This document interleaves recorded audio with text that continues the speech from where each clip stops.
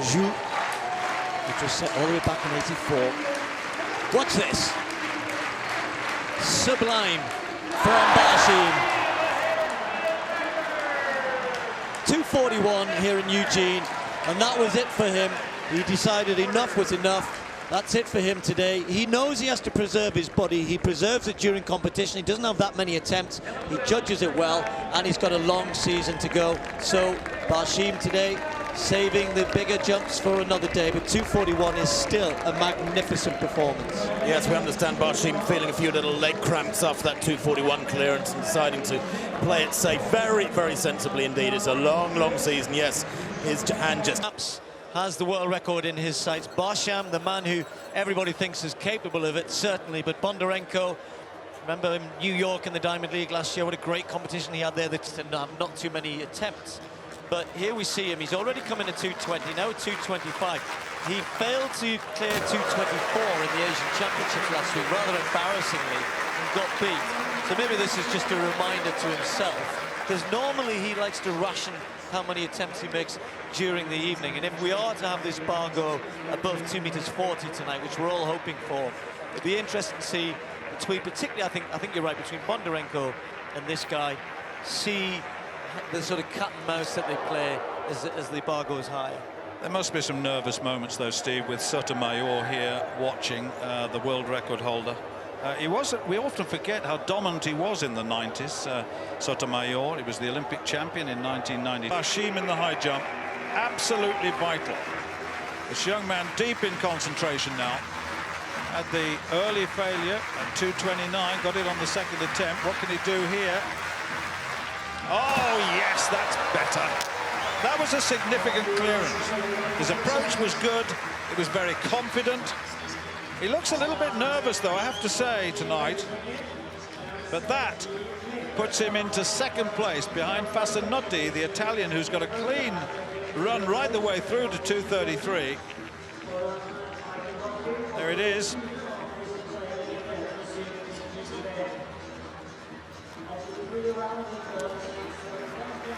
Lovely technique, beautiful clearance, and that was significant. There's a lot more height in that than 2:33. Well, the crowd preparing to watch this young man attempt for the third and final time 2:36 to stay in this high jump competition. Oh, he's gone! And of course the fairy tale has gone with him, except Bondarenko is still in and Zhang is still in. But that will be a disappointment for this young man, particularly when he's aware of the presence of Yatier Sotomayor, the world record holder. He is capable, quite clearly, but as Steve said earlier on, he had that failure just a week ago, and he's repeated it, but at a better height, 2:33. He's failed at 2:36. Well, it's interesting, isn't it? It didn't do quite so well last time out in Oslo. Didn't win, and he was supposed to be attacking the world record, but they're just coming in to getting warmed into the competition. Oh, that's fairly emphatic. That's just to test the approach, to test everything, just to get the mind in, to get into the right frame of mind. Lovely arch position over the bar. Huge clearance. A man whose tempo jumped 2:43, of course, just a couple of centimeters off the world record set by Yatier Sotomayor. Well, look at this. A failure of 2:29 of Mutaz of Qatar. Now he needs this, or he's going to be in real trouble. He needs certainly to go much higher if he has now any chance of winning this. Got it this time. No celebration. He knows that failure could cost him later on. Just lost his edge in the recent week or so. Here it is, in fourth place. going so well. Barshim, well, a hiccup at 2:24, and for the Qatari, the second attempt now at 2:28. This is so unlike him. Yeah, that's nice. Plenty of daylight there. The Olympic athlete, Barshim, or rather World Championship silver medalist from 2 years ago. Looks a lot happier with that, but he's not happy in himself. And actually, I'm hardly the one to tell him, but I think he looks like he's taken off too far from the bar. He's way far from the bar. And the peak of his loop, or his arc, if you like, is probably in front of the bar on that one.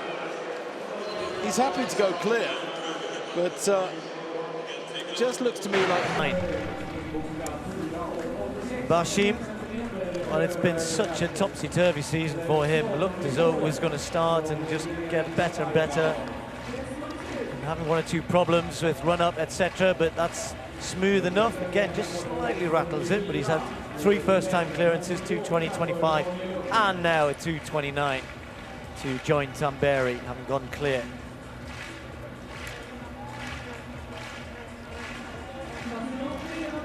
High jump at the top end. We've had some really disappointing competitions, and another one heading here. Barshim, just a little shake of the head. He doesn't look up for it either, does he? It's chilly, it's cold, and you know, Jacorian Duffield is a new man, and he's loving it. He's really finding himself in a strange position, putting the pressure on these guys, the big names. Just two places, I think, well, the Olympic medalists and the guys who are meant to be dominating in the high jump, just not able to produce the goods tonight.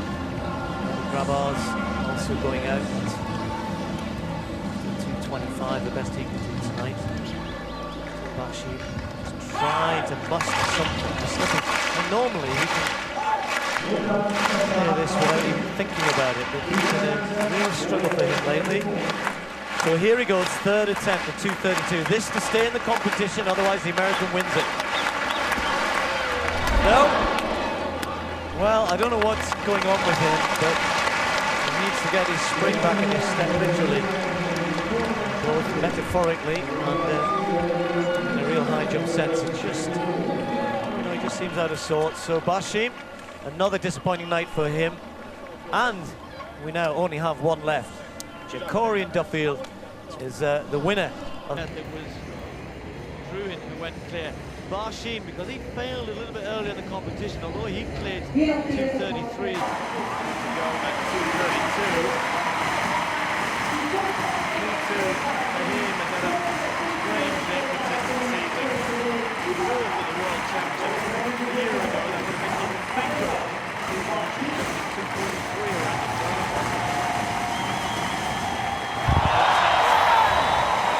He's enjoying himself now. Now, clearance at 2:32 a year back wouldn't have got him too excited. It really wouldn't. He's gone several inches higher than that, many centimetres. But the confidence needs to be rebuilt, and it's desperately demanding of it psychologically. You've got to be on top of your game. You've got to enjoy your jumping. This year, service has been resumed, and the world title big one countback rather than a jump off. Demonstrating on 2:34. Dark race winner though is Barshim.